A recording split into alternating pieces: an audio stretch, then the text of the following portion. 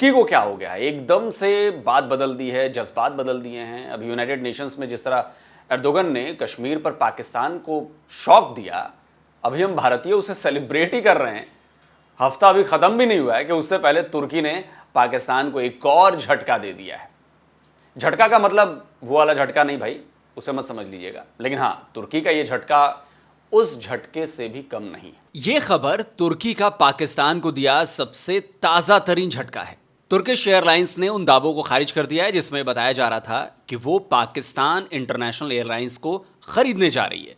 और सबसे गजब की बात कि तुर्किश एयरलाइंस ने तो यहां तक कह दिया कि उसे पीआईए में कोई इंटरेस्ट ही नहीं है। अब यह खबर पाकिस्तान के लिए बहुत बड़ा झटका क्यों है, इसे समझाता हूं। यह खबर पाकिस्तान के लिए झटका इसलिए है क्योंकि केवल 6 दिन पहले पाकिस्तान के मिनिस्टर ऑफ स्टेट फाइनेंस यानी वित्त राज्य मंत्री अली परवेज मलिक ने न्यूज चैनल पर यह दावा किया था कि तुर्किश एयरलाइंस पीआईए की बिडिंग में शामिल होने जा रही है। तो आज आप देखते हैं कि पाकिस्तान के अंदर जो दुनिया का सबसे बड़ा इलेक्ट्रिक व्हीकल मैन्युफैक्चरर है BYD, वो एक लोकल मकामी ग्रुप के साथ मिलके आ रहा है। गनवर अपनी इन्वेस्टमेंट कर रहा है। अब आपकी प्राइवेटाइजेशन की ट्रांजैक्शंस के अंदर जो पीआईए की ट्रांजैक्शन होने जा रही है, आप देख रहे हैं टर्की से एक एयरलाइन ने इंटरेस्ट का इजहार किया है एक मकामी सरमायाकार के साथ मिलके। अब जब पाकिस्तान के मिनिस्टर ने पीआईए की बिडिंग में तुर्किश एयरलाइंस के शामिल होने की बात कही तो इस बिडिंग पर पूरी दुनिया की निगाहें जम गई।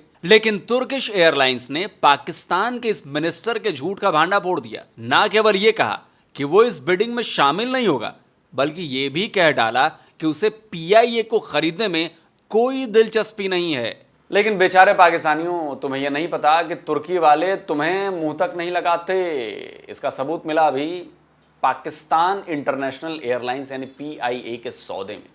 तुर्की का पीआईए की बिडिंग में शामिल नहीं होने का उसने ऐलान कर दिया।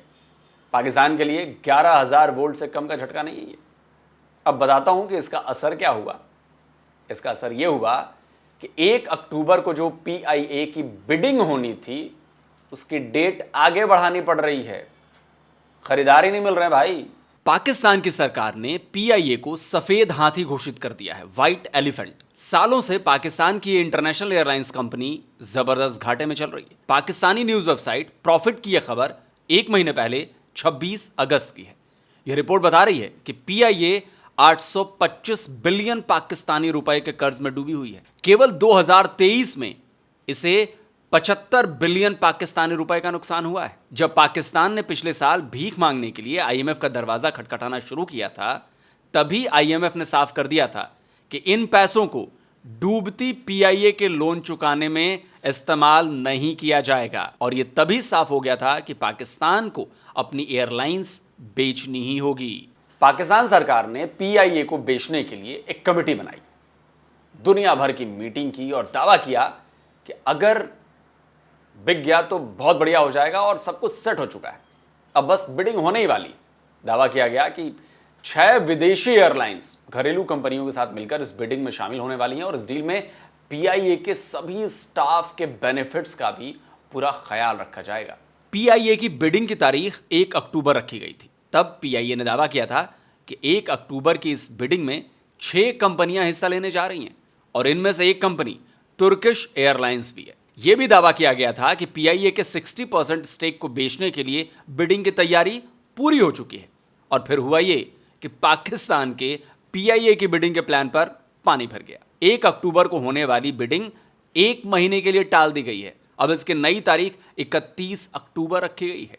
तुर्किश एयरलाइंस के साथ पीआईए की सालों से कई तरह के समझौते हुए हैं, फ्लाइट ऑपरेशन से लेकर टेक्निकल सपोर्ट तक के समझौते हुए।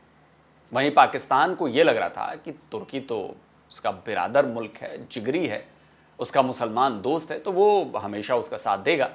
आप जानकर हैरान रह जाएंगे कि पीआईए के एक प्लेन के लिए 304 कर्मचारी काम करते हैं। 304 कर्मचारियों की भर्ती की गई है। पीआईए पर न केवल भारी भरकम कर्ज है, बल्कि यूरोप के कई देशों में उस पर कई तरह की पाबंदियां भी लगी हुई हैं। पीआईए के पास 10,000 से ज्यादा स्टाफ है। पीआईए को खरीदने वाली कंपनी, उसके ऊपर उसके भारी भरकम स्टाफ का भी बोझ पड़ेगा।